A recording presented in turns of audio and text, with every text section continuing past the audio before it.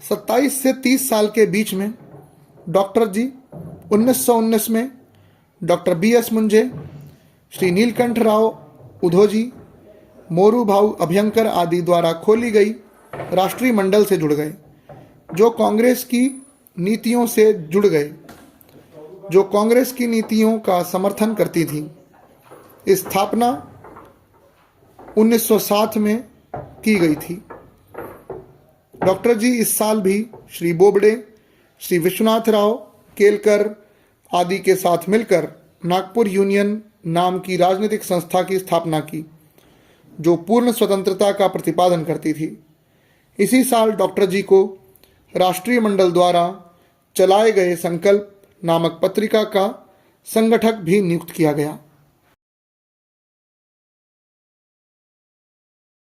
31 साल की उम्र में डॉक्टर जी ने डॉक्टर लक्ष्मण वासुदेव परांजपे जी के नेतृत्व में काम किया। लोकमान्य मान्य जी की मृत्यु के बाद उन्होंने BS मुंजे के साथ मिलकर महर्षि अरविंद जी से भेंट करके देश का नेतृत्व अपने हाथ में लेने का आग्रह किया, लेकिन महर्षि अरविंद जी नम्रतापूर्वक इससे इनकार करते हैं। 32 साल की उम्र में डॉक्टर जी को भाषण के द्वारा राष्ट्र जागरण के कार्य के लिए मई 1921 में उनके विरुद्ध मुकदमा दर्ज कर दिया गया। 14 जून को मुकदमा श्री स्मेली के न्यायालय में पेश किया गया। अपने बचाव के पक्ष में बोले गए प्रतिवेदन को देखकर मजिस्ट्रेट को कहना पड़ा, this statement is more seditious than his speech, अर्थात इनके मूल भाषण की अपेक्षा तो यह प्रतिवाद करने वाला वक्तव्य अधिक राजद्रोहपूर्ण लगता है। धारा 108 के अंतर्गत जमानत देने से नकार देने के बाद स्मेली ने उन्हें 1 वर्ष सश्रम कारावास का दंड सुनाया। जेल में वे 19 अगस्त 1921 से 12 जुलाई 1922 तक रहे। जेल में जहां सभी का वजन घट जाता है, लेकिन डॉक्टर जी का वजन 25 पाउंड बढ़ गया था। 33 साल की उम्र में डॉक्टर जी को प्रांतीय कांग्रेस में सहमंत्री चुन लिया गया। डॉक्टर जी ने अपने मित्र के नेतृत्व में राष्ट्रीय मल्ल विद्याशाला नाम की संस्था शुरू की और एक विश्वस्त मंडल गठित किया। डॉक्टर जी अपने मित्र श्री गणेश चोलकर के साथ मिलकर अनाथ विद्यार्थी गृह की स्थापना की। यह संस्था निर्धन विद्यार्थी के लिए अत्यंत उपकारक सिद्ध हुई तथा भूमिगत क्रांतिकारियों को भोजन पहुंचाने में बहुत काम आती थी। यह कार्य श्री तात्या तेलंग तथा बाबूराव भेदी आदि मिलकर करते थे। डॉक्टर मुंजे द्वारा स्थापित राइफल एसोसिएशन में भी डॉक्टर साहब भाग लेते थे और श्री भाऊ साहब टालाटुले के साथ जंगल में 2-3 रात रहते थे। डॉक्टर जी ने 34 साल की उम्र में 8 नवंबर को डॉक्टर चोलकर, डॉक्टर परांजपे और 41 लोगों के साथ मस्जिद के सामने से डिंडी अर्थात भजन मंडी सत्याग्रह किया।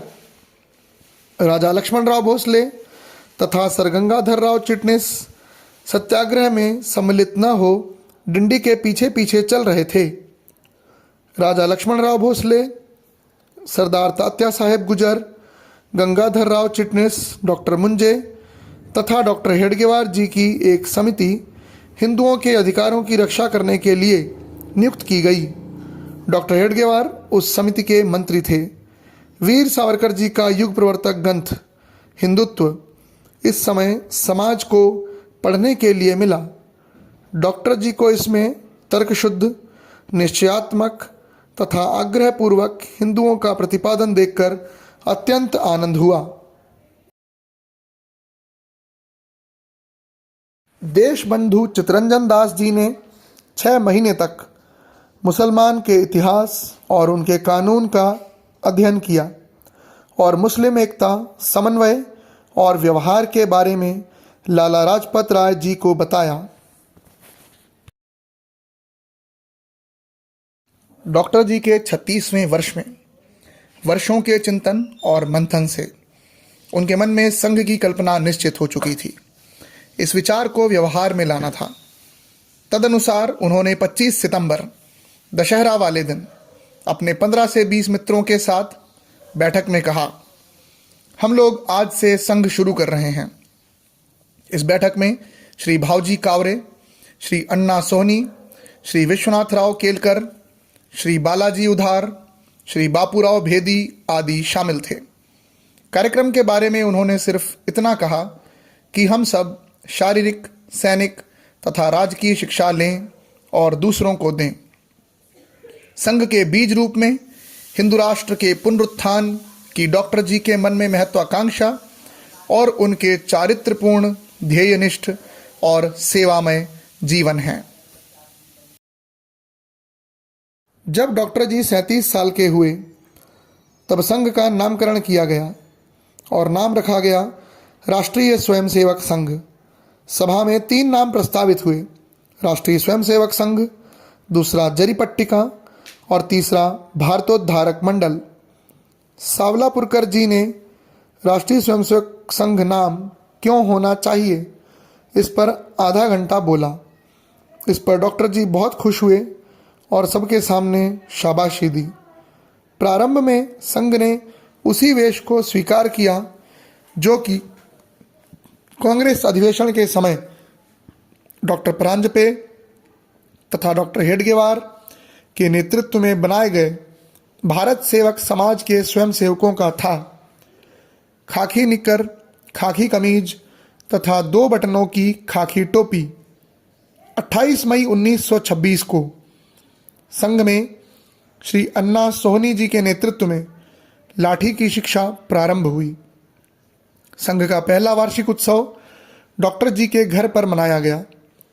डॉक्टर जी ने गणवेश के साथ 30 स्वयंसेवकों के द्वारा